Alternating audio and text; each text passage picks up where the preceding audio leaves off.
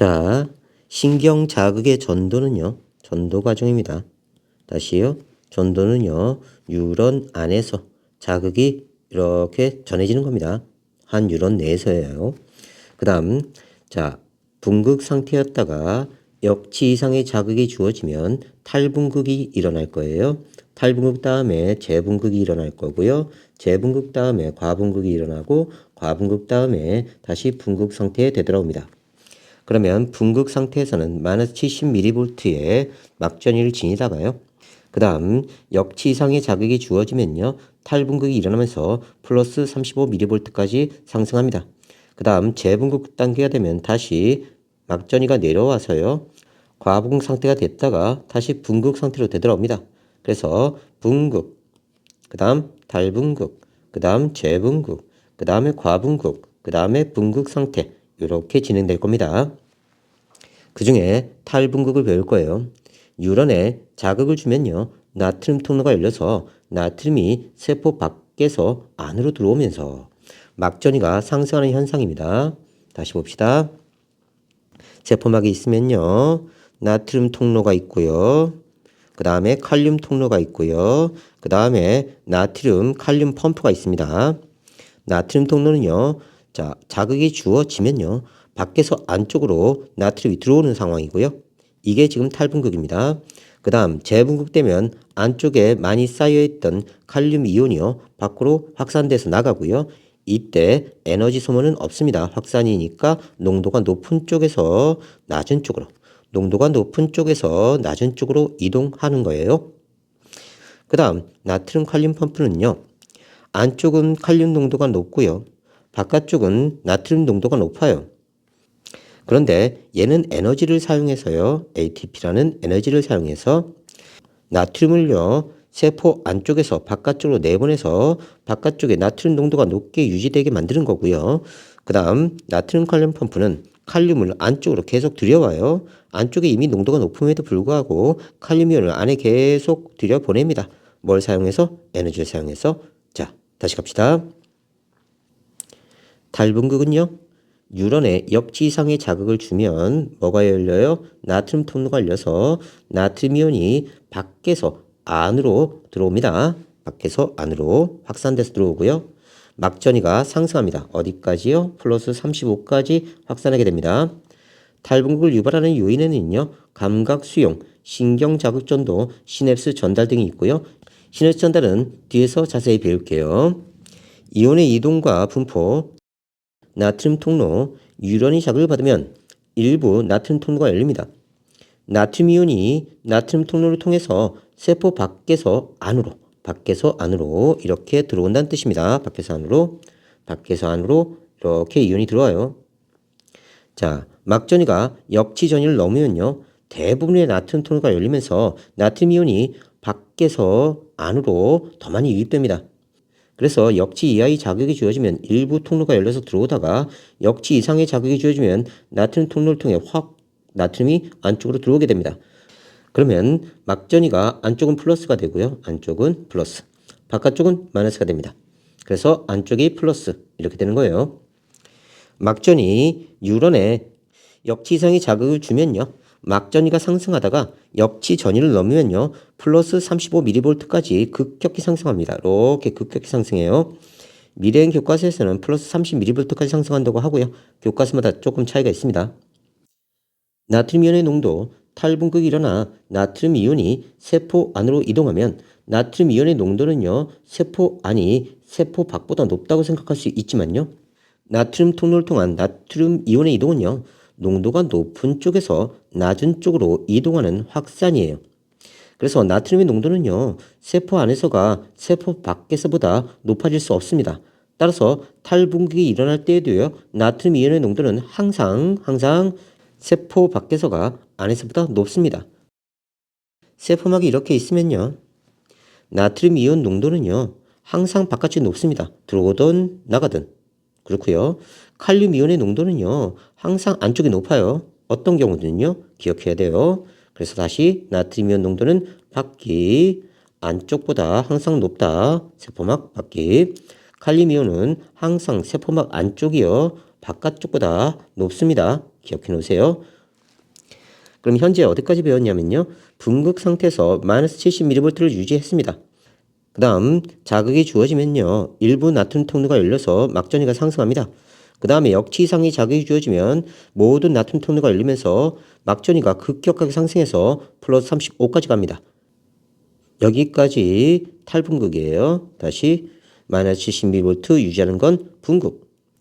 그러다가 역치 이상의 자극이 주어지면 탈분극돼서 플러스 35mV까지 막전이가 상승하게 됩니다. 일단 여기까지 배웠어요.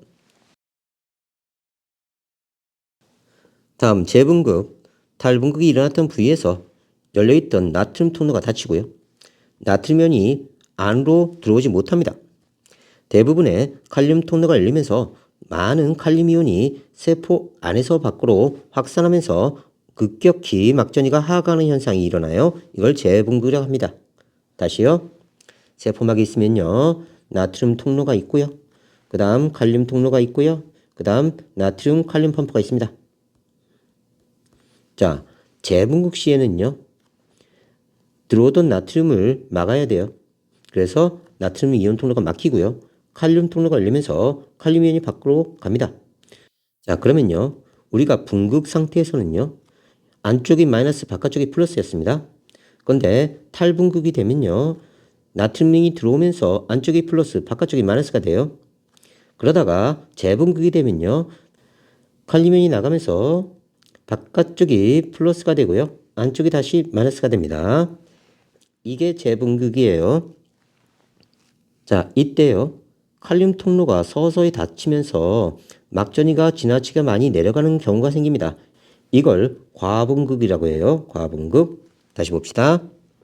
자, 나트륨 통로 막전이가 급격히 상승한 후 나트륨 통로가 닫혀요. 나트륨 통로가 닫혀서 세포 안으로 더 이상 나트륨이 들어오지 못한다. 나트륨ion이 세포 안으로 들어오지 못하고요. 칼륨 통로는요. 대부분의 칼륨 통로가 열리면서 칼륨이온이 세포 안에서 밖으로 확산해서 나갑니다. 쭉. 그러면 아까 탈분극 때는요.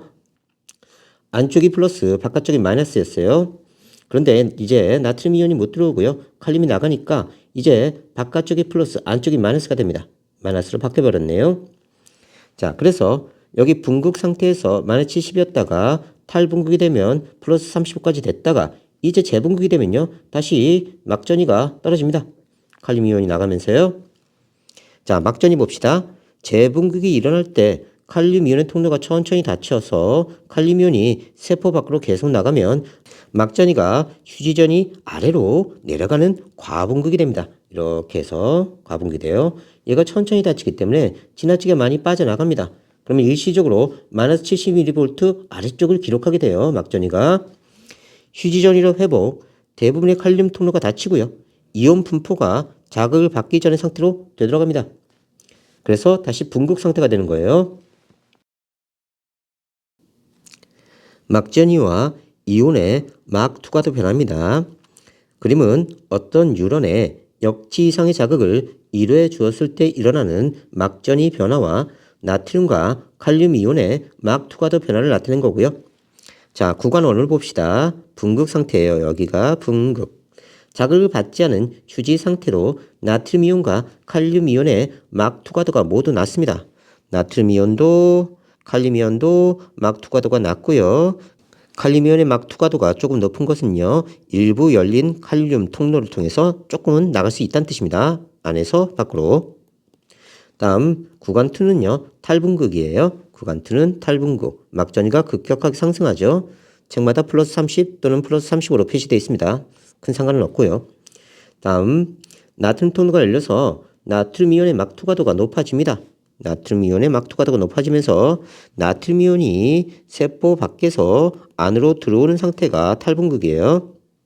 그러면 처음에 분극 상태에서는요. 마이너스 70mV입니다. 안쪽이 마이너스, 바깥쪽이 플러스. 다음 탈분극이 일어나면요. 안쪽이 플러스, 바깥쪽이 마이너스. 그래서 막전이가 플러스 30까지 상승하게 된다. 다음 구간 3는요. 재분극이에요. 여기 있죠? 이렇게 칼륨 통로가 열리면서 자, 세포 안에서 바깥쪽으로 칼륨 이온이 나가는 상태입니다. 나트륨 통로가 닫히고요. 나트륨 통로가 닫히고 칼륨 통로가 열립니다. 그래서 칼륨 이온이 나가요. 나트륨 막투과도는 낮아지고요. 나트륨 막투과도는 낮아지고 나트륨 이온의 막투과도는 낮아지고요. 칼륨 이온의 막투과도는 높아지게 됩니다.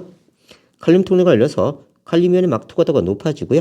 칼륨 이온이 세포 밖으로 유출돼서 막전이가 하강합니다. 막전이가 이렇게 하강하죠. 따라서 나트륨 이온의 막투과도가 먼저 높아지고요. 이어서 칼륨 이온의 막투과도가 높아집니다. 다음 이동 통로를 통한 이온의 이동을 방해하는 물질을 처리했을 때 막전이 변합니다.